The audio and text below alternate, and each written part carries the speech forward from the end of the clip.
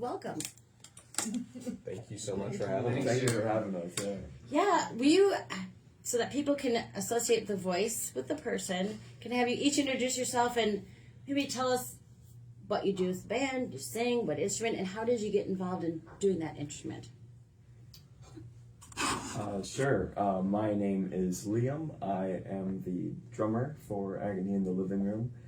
I got involved because freshman year in college, I met a couple of the other band members, and we were just kind of jamming along here and there. And a couple of years, it took a couple of years, but we eventually kind of got together and we're like, all right, let's make it like an actual thing rather than just a little jam band.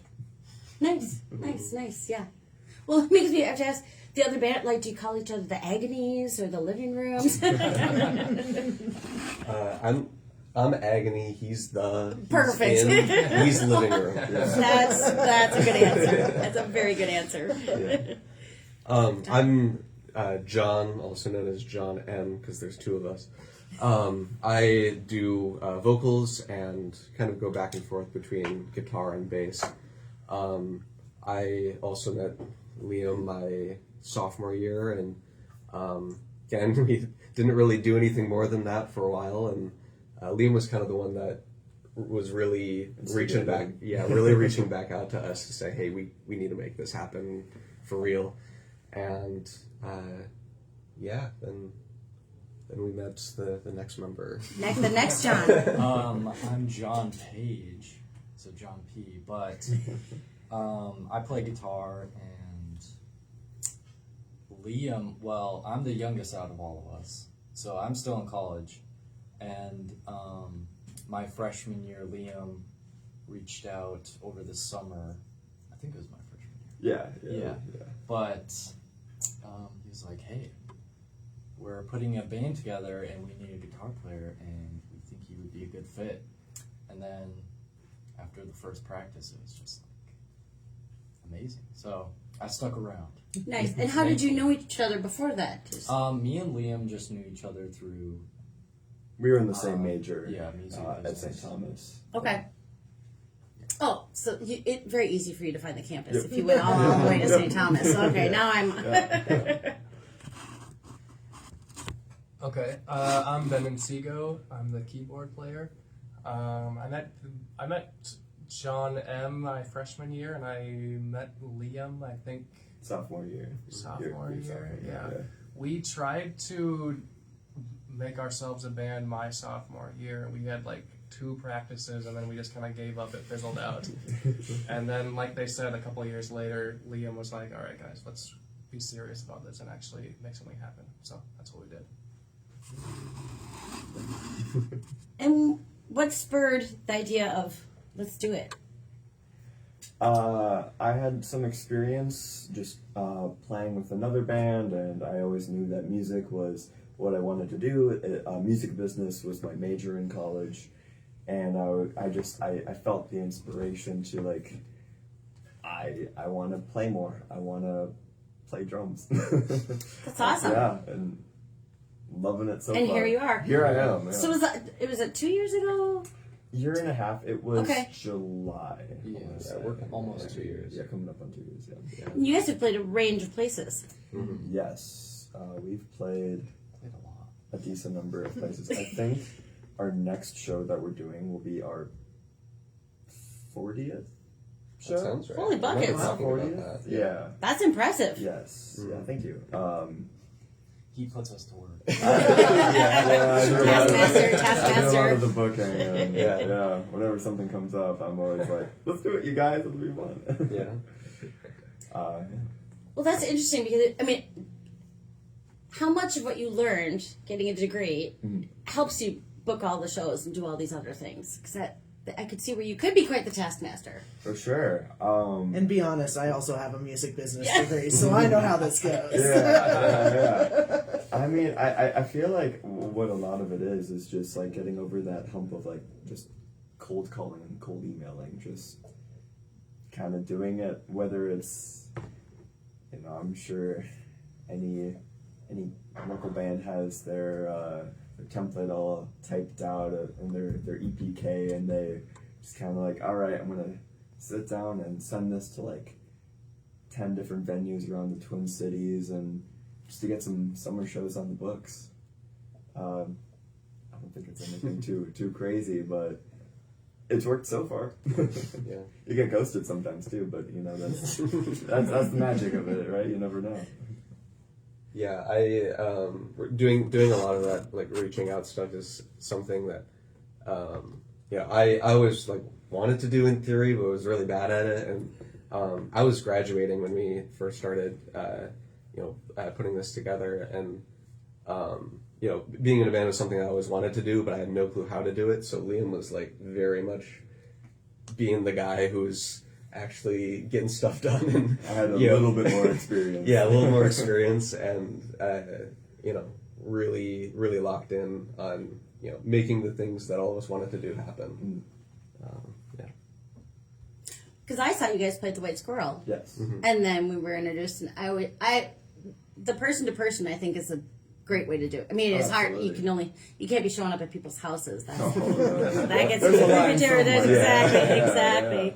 But that's where, having played 49 shows so far, it gives you an opportunity to just meet a lot of the people. You never know who's going to be in the audience. Because at the White Squirrel, which I've named 500 because I do. It's a great place to see different bands, but I think it's a great place for musicians to meet other musicians too. Absolutely. A lot of bands are formed in that, but and I'm sure you could say that about other places that are too far in Minneapolis. Yeah. Yeah. So that's a great venue. Yeah, I was there the other night, just seeing a couple friends playing. Yeah. well, and because you went to school around very, very much around here. Oh yeah. Where did you go to see music when you were in college? Or did you? Or yeah.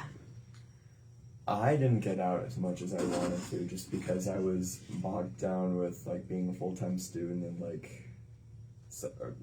several different like campus jobs and just being active in that community. But now that I'm out of college, I'm trying to be more active in the local music community and such, and this definitely helps. Oh yeah. Doing that, getting out, even though we're playing shows, we're still like seeing shows as we're playing them, I guess, for lack of a better word. But yeah, no, it's just really great to get out when we can. Yeah, I'm in a similar boat. I was pretty like isolated throughout college. I just kind of stayed on campus and didn't go out much. But now that I'm kind of going out, and for my own music, I'm getting exposed to the scene and the different groups and getting introduced to so many people. It's encouraged me to go out on my own as well and kind of live in my own community in a way, instead of just being focused in my own little world. But it's been really great. I've been hugely impressed by the range of bands that are in this area and the skill that's in this area. It's really cool to see. Absolutely. It definitely gives me competitive motivation to be better. That's a good way to think of it. So that's. And you guys? I'm in a similar boat. Although being a few years younger, this has been like, I think like right away, like my freshman year, I like joined a band that kind of fizzled out, but still like joining right away into like that kind of thing was very informative and like helped me understand like what's actually going on around town. Because in high school, I had like I knew there was stuff going on, but I just didn't know like how to find it necessarily, or like where it was going on. So all this stuff has really been good, very helpful in that sense. Yeah, I also was not involved in the music scene at all during college. In fact, I didn't even play my keyboard hardly. I didn't touch it at all. I had it in my dorm, and it just kind of sat there collecting dust. So, yeah. I was really excited when you reached out because I needed an excuse to play. In high school, I was like taking lessons, and like I had my teacher to like get on me if I didn't play. But like after that, I had no one to hold me accountable, so it was nice to have an excuse to play again. Heck yeah. If you can't tell, we're a band of introverts. That's fair. That's fair. That's fair. But yeah, I mean, it's so much more fun to go play in a band than to feel obliged to practice. I mean, there's Oh, a huge absolutely. difference Totally. between doing all that. Yeah. Dependence. Yeah. Yeah. Well, like I mean, St. Thomas is it's close, but if you don't have a car, everything's far, and there aren't a lot of the Weiss Girl's a long way from the St. Thomas if you don't have a car. Not an easy walk, no. No. Here's the funny thing. I live here on St. Clair. I've walked it many times, but I like to walk. Heck So it yeah. is, and you do kind of get into that community of just being with I mean, there's an open mic night at Plums, which I think is maybe a place that St. Thomas students know how to find Yeah. and have known for generations. I can tell you that I'm for sure. sure. Yeah. That's funny. Would you guys like to play a song? Yeah. Just prepared to just jump up? Yeah. Yep. Well, that was an awesome transition on my part. Nailing it. Nailing it. Yeah, do you want to tell us a little bit about the song before, after, whatever suits you guys? Yeah, Or sure. The song is Amen. It was, we have it released on streaming platforms on our first EP that we released, Walkthrough. It's the first song on there. So this was a song that I wrote years and years ago. When we first started forming the band, I kind of pitched this series of songs as like, hey, we don't have any material right now. Like, what if we just played some of my stuff? And we kind of made it our own, changed the structure and the sound, and it gave us kind of a little bit of a kickstart into making our own stuff. It's a compelling pitch. Yeah. It's me or nothing. Yeah. All right. All right.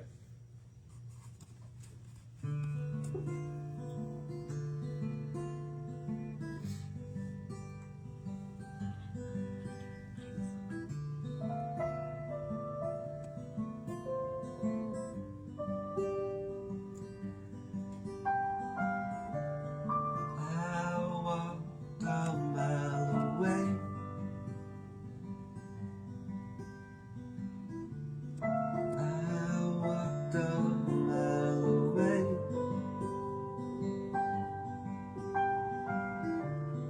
I walked a mile away.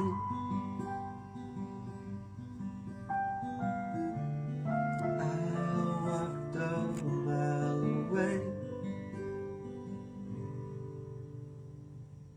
Just to hear you say, come back, come back.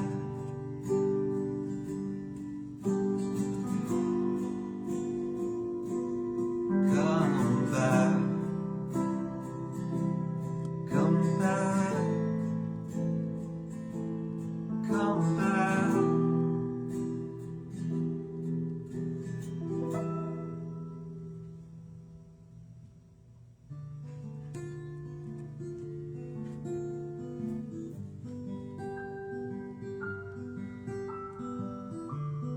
I walk back to the land.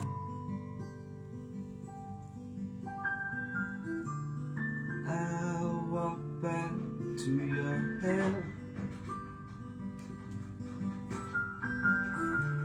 I walk back to the land.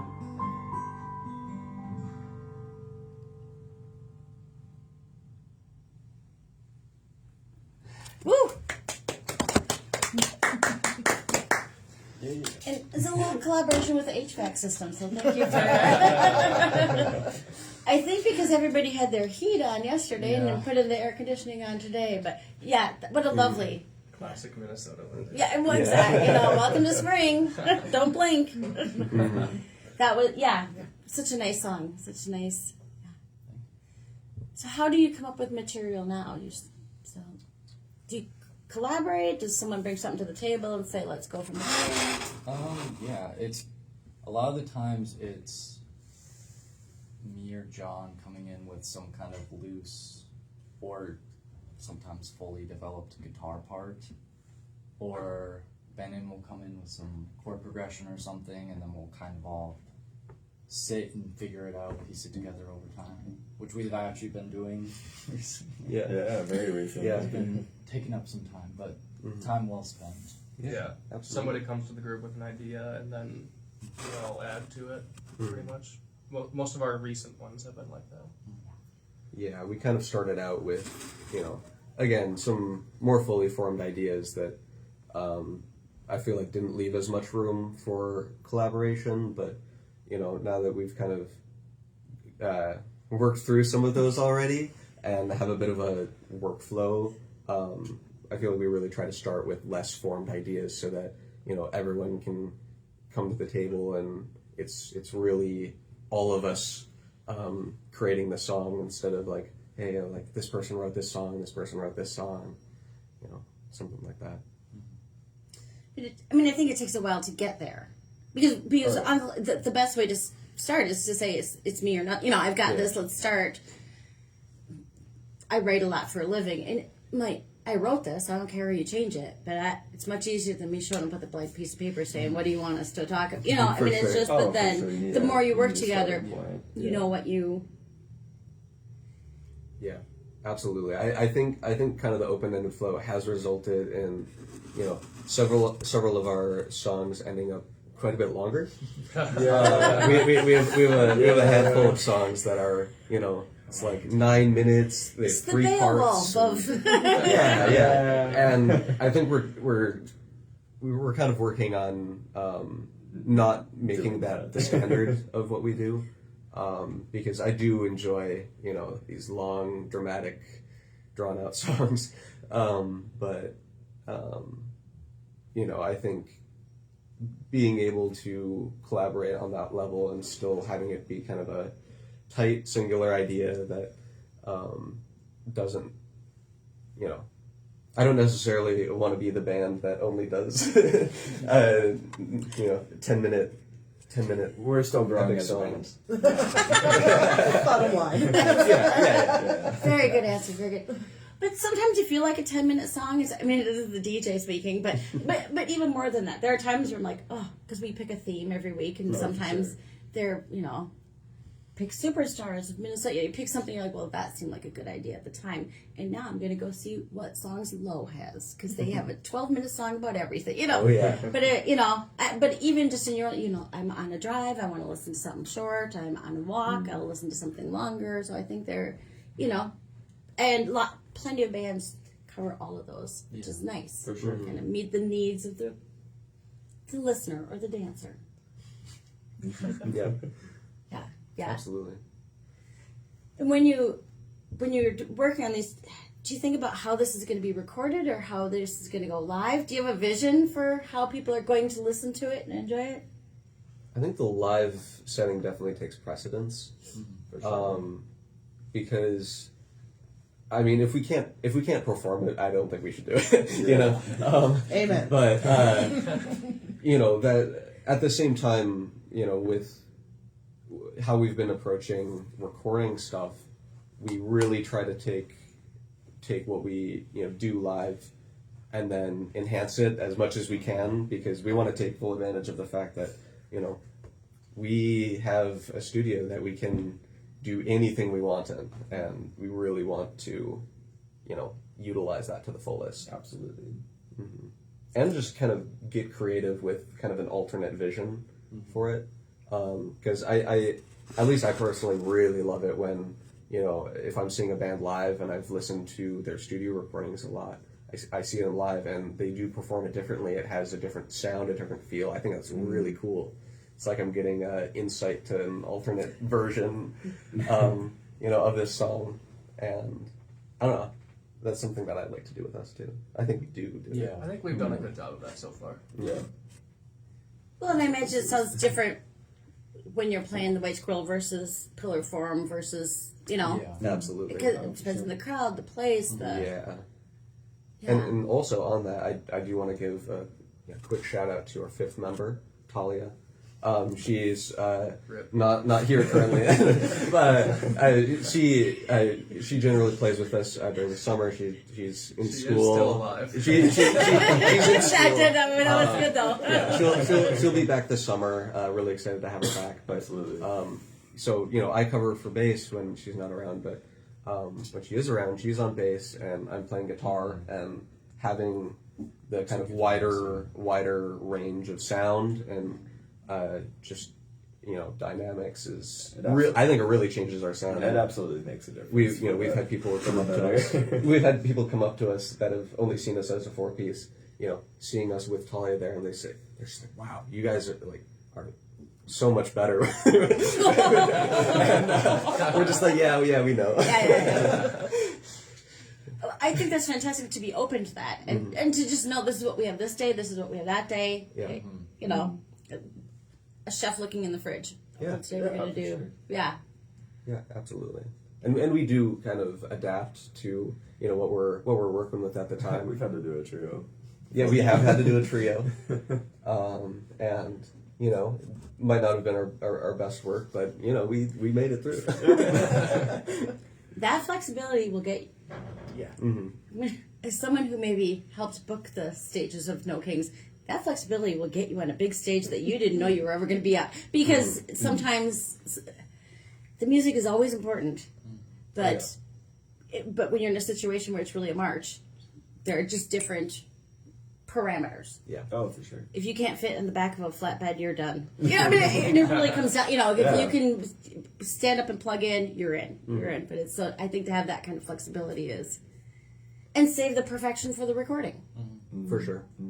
Absolutely. I mean, that is fun to. Yeah. It's fun to hear you. It's fun to hear you without the drums because I've heard you with the drums. It's like just that's sometimes you get to hear a different thing about a song. Absolutely. Which is, Speaking of the pillar, you've got some shows coming up. You want to tell us a little bit about? Yes, we have. Our showmaster. Yes. Yeah, hopefully I can remember everything correctly, right? We have 2 shows coming up just this week. So Thursday, the 13th? No. Today, 16th and 16th. 17th. Underground music. Yep, you're right. Sorry, that's at Underground Music. We're playing with Spencer Douglas and Virginia's Basement. We're very excited about that show. And then the day after that, Friday the 17th. Yes. Yep. Sorry.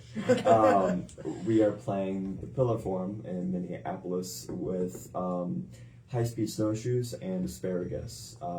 That show's going to be really fun as well because that's going to be an EP release for High Speed Snowshoes, who is another St. Thomas band. So shout out them, I guess. Yeah. But, yeah.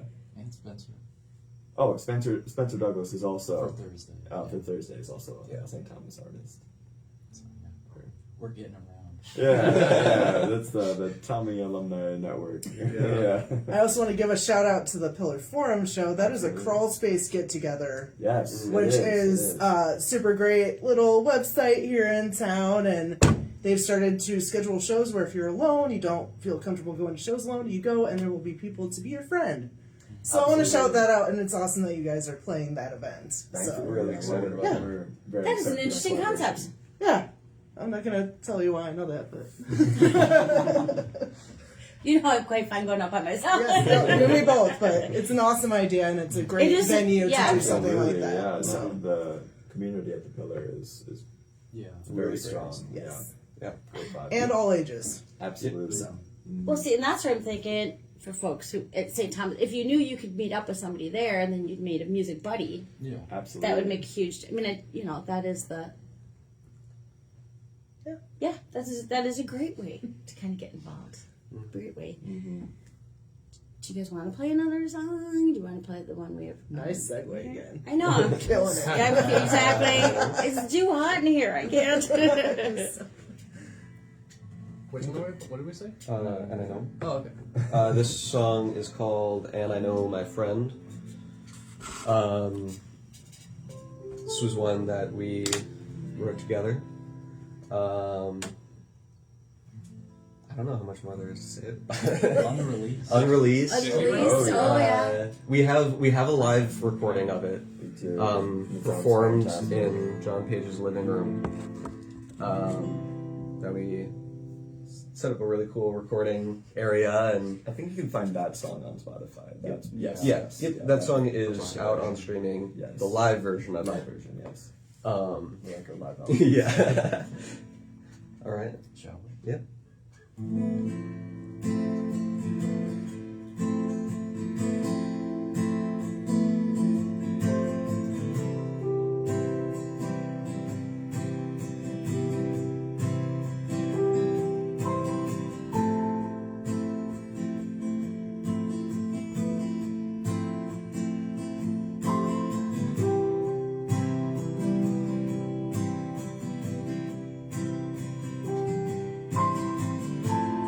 I see Colorado mountains on my forearm, in broad strokes and rushed lines. My skin peels in protest, but I like how the water glides.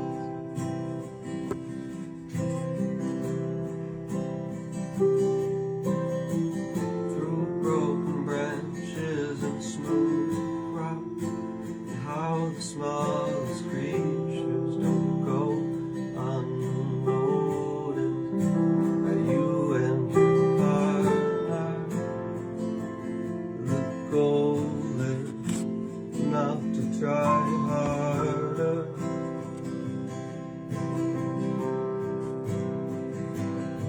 And I know, my friend, you're much smaller than you're meant to be. And I know just how great it can be.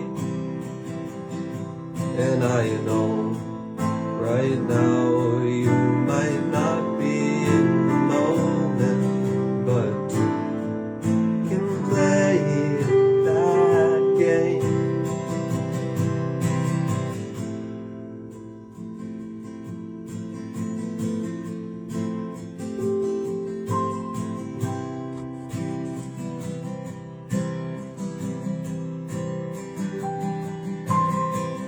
I can tell from the water and the curl in your hair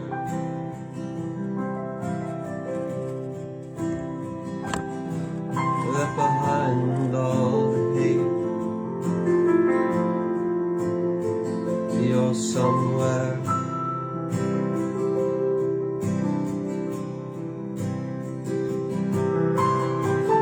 You don't need any help when you're laughing at yourself.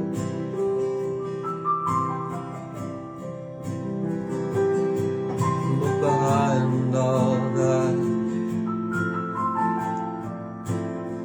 you're somewhere.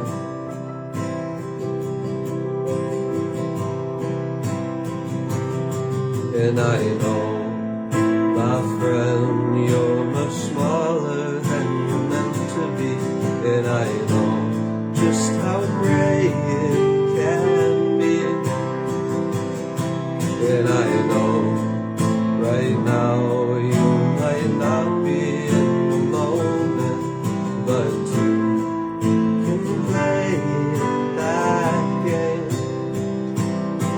And I know, my friend, you're much smaller than you're meant to be. And I know just how great it can be. And I know right now you might not be in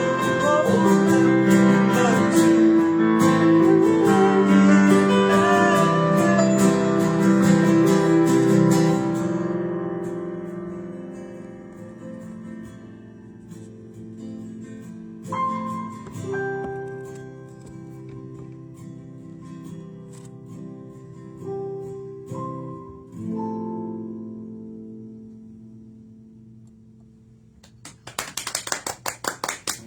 Agony in the living room on mostly Minnesota music on WMCN 91.7 FM in St. Paul. Lovely. Lovely, lovely, lovely. Thank you. What have been some of the things that have surprised you as you've forged ahead as a band? Or what would you warn yourself when you were thinking about being a band in college? What would you say? Hey, do this, don't do that. I think, I mean, honestly, the biggest hurdle for me was definitely starting. So I think just, you know, I was afraid of a lot of things, and, you know, anxious about a lot of things, and so many things just aren't scary at all. You know, being on stage is still scary, but, you know, I think recognizing that it's never not going to be, and being okay with that and working through that, you know, really helped, you know, my confidence with what we're doing, and, you know, my confidence being on stage, kind of, you know, the old phrase, being comfortable, getting comfortable being uncomfortable, is that what it is? Yeah, something like that. Yeah. I don't know. I was very much holding myself back in a lot of ways. So I don't know, just moving forward and having people to, you know, support you and build you up. You know, this is something I definitely couldn't do on my own, and, you know, having these guys who also have that shared goal is really huge for, like, my ability to push forward on this. Mm-hmm. I agree. Everything you said. I think we could have started doing shows sooner. I agree. How long did you wait to do shows after you started So, jamming? It was a good chunk of time because we started in Our first show July. was October. It was like November 1st. November It was 1st. 2nd. Okay. November. It was a late Halloween party. Yeah, Yeah, that's right. Yeah. I think it was November 2nd In a garage. or something. And then we waited. So we waited another, 3 months. And then after that, It was another 3 months. Like it was Before. February or Yeah. something. Yeah, that's right. Yeah, we played at in Scooters at the same time. Yeah. That was our worst show ever. by the way. Yeah. We made it through, but yeah, it was not our best.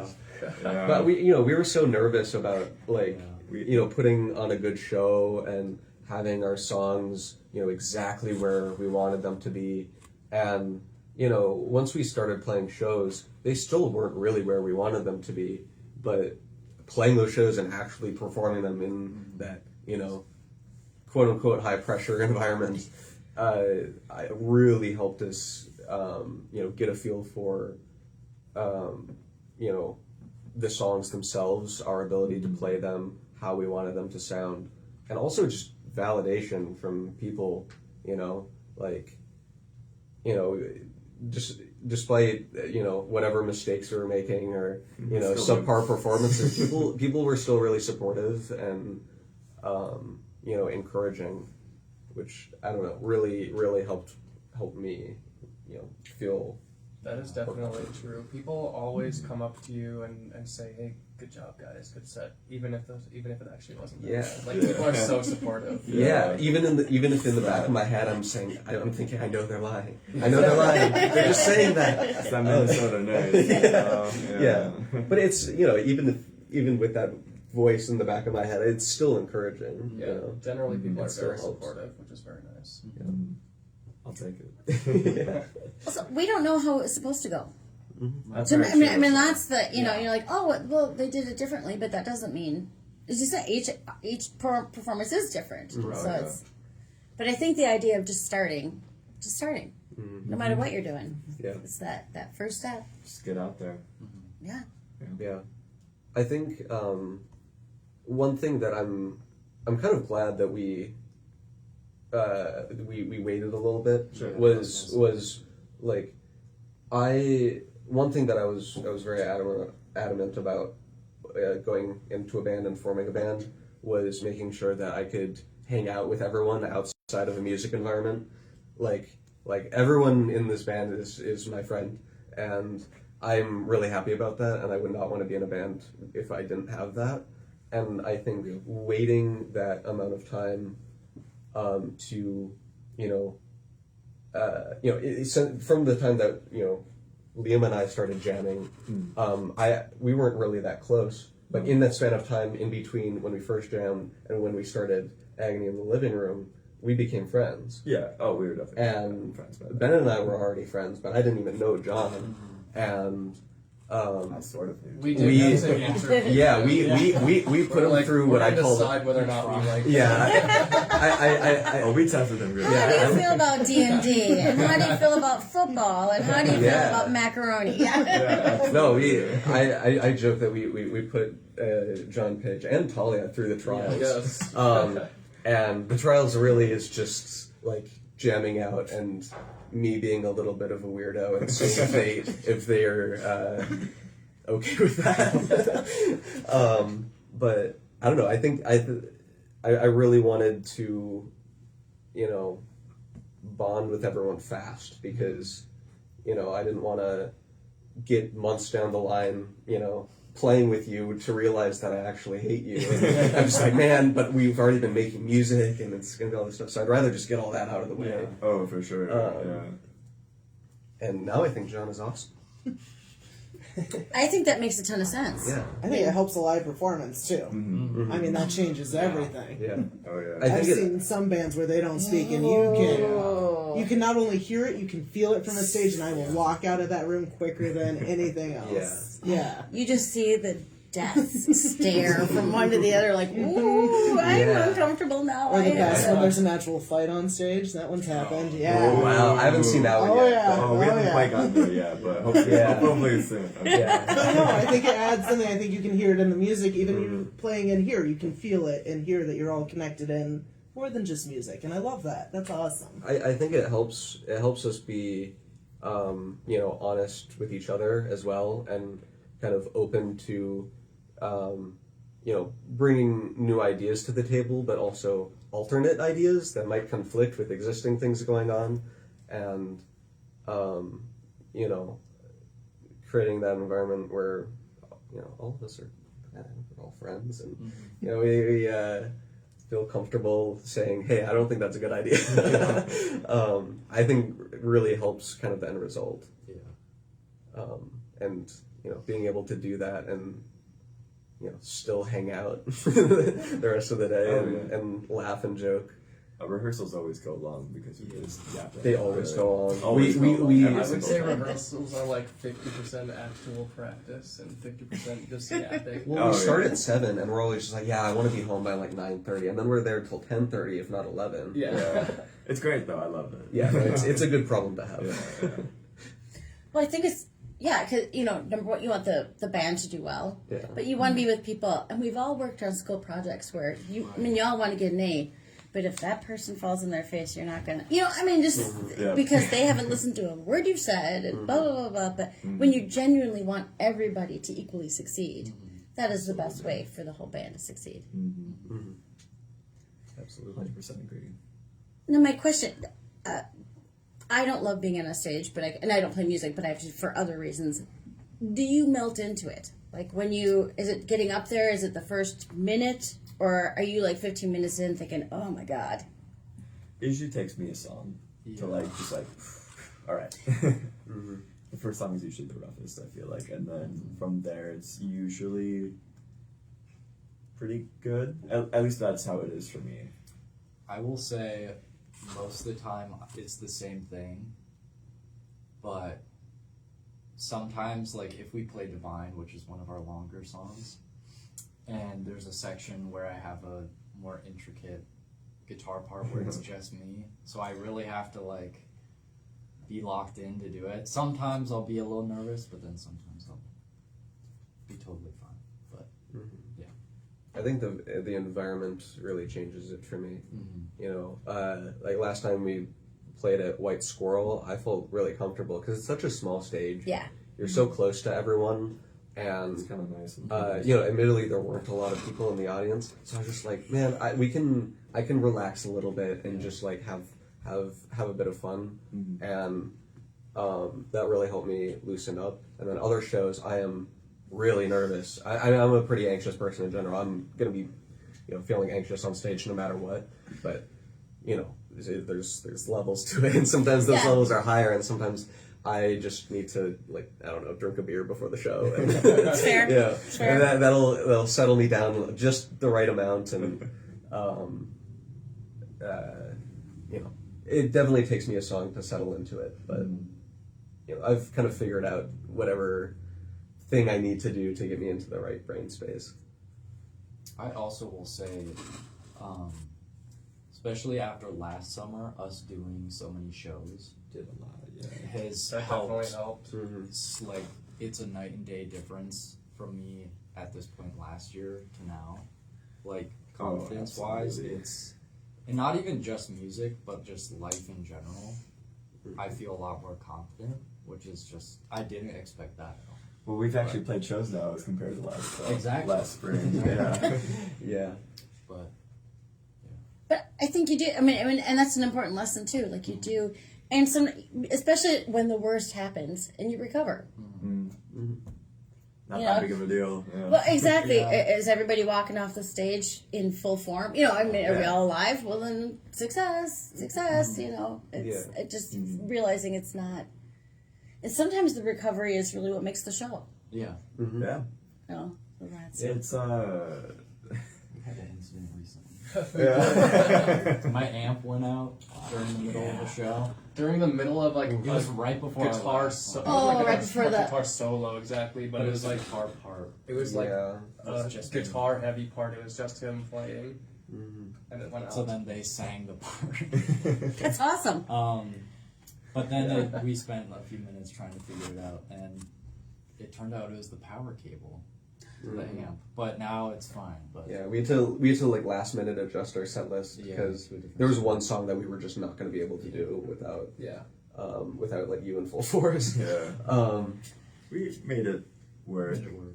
It sucked in the moment, but now it's like, Yeah, Yeah. but also the Wow, crowd is whatever. just, you know, they were really understanding because oh, you know absolutely. it's like it's not something you can control. No. And No. you know, very much out of our power at that point. yeah, and I don't know, we still played a new song and Yeah. we made it work, and yeah, I think just having this many shows kind of under our belt makes me it gets me a lot more in the mindset of, you know, if this show isn't like doesn't go super well, I can just do it better next time, and you know, it's a room for improvement, and literally every show, whether it goes good or bad, is like practice for the next show, Yeah. so that one can be better, and then that one will be practice for the next one, and you know, I've kind of come to terms with the fact that I don't need to be perfect every single time. Well, and I think that gets back to all of you being friends. Right. Because usually you see the death stares on. I guess that dude wasn't meant to play that solo right there. You know, It is- We're it's forgiving very- people. Yeah. Well, and that makes a huge difference. And again, from the audience perspective, we see something went wrong. That's okay. You know, Yeah. I just fell on my shoelaces on the way in. You know what I mean? Like everybody's human. So. Yeah, and obviously, you know, you want to strive for perfection. So it's not, you know, any mistake isn't like, it's like a personal lacking or anything. It's just like, you know, they were trying to do good, but all of us make mistakes. It's not that deep, right? Yeah, it's not that deep. It's not that deep, bro. No. No. A little bit looking at the time. Should we play the recorded song? Sure. Yes. Yeah. Alright. Do you want to tell us anything about it before we put it on? Are you all ready to? The song is called "Can't Help Myself." We just released it. February 6th, I I want to think say. so. Is that 2 right? months ago. Wow, that was 2 months. Yeah. It's kind of our first single of an album that we're working on. Yeah, I don't know. It's kind of the first thing we're putting out of this larger project of songs that we've been performing live for a while. I'd say the vibe is quite different on this Yeah. track than anything that we've like released, like studio recording wise so Yeah. far as Yeah. well. For sure. Yeah, For sure. less folky. Most of our other stuff has a lot of folk influence. Yeah, This one does not. Yeah. We'll let it speak for itself. All right, let's listen to it. This is still going, but on the radio, this is what the. So if you want to do a big swear, now's the time. FCC doesn't care about this. But you don't want to trash somebody I who just go did. with Yeah. it. I was laughing a little bit at it. I was thinking about it before. Yeah. And then we'll kind of wrap up after this because somebody comes in after us and we gotta get stuff. Okay. It's been fun. Yeah, absolutely. Thank you for being here. Absolutely.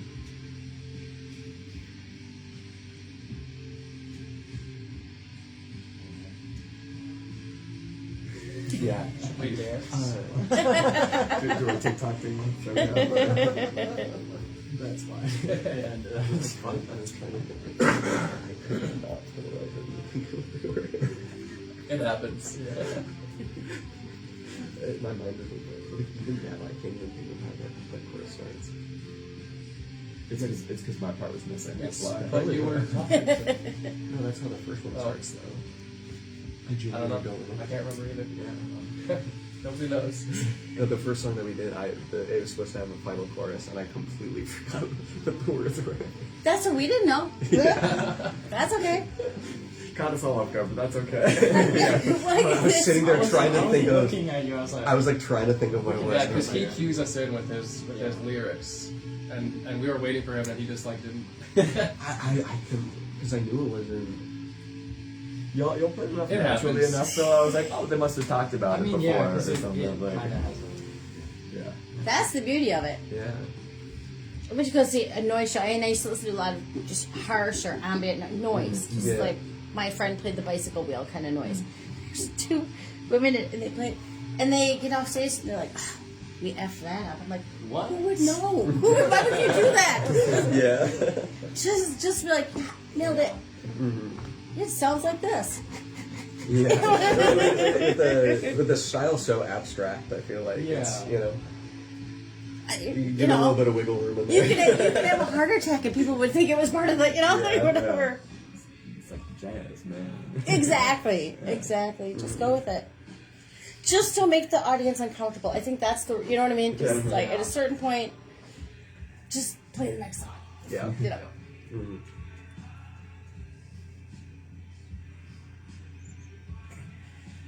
I think who was playing, they had That to was fix the good. kick drum while they were playing.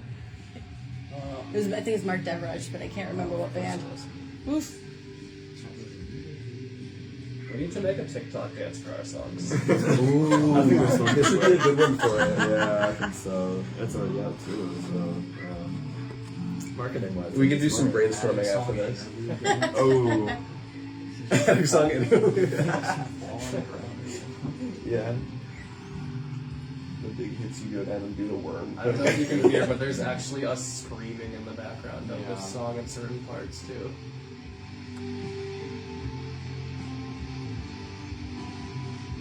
I think we might have Oh, I passed it already, but Well, there were so many, like, especially in this part of the song, like, there were a couple different sessions where I would just go over to your place, and he has a bunch of pedals, like guitar pedals, and just creating crazy noise. But no bicycle wheels. Oh, Not yet. not yet. We'll get With that. the bow. That's how it. Yeah. Who wanted to do? or a bow on one of the cymbals. Oh, that would be very That- cool. yeah, that's a good My sound. mouth That's aren't good. Enough for you? No, I'm joking. No, I know.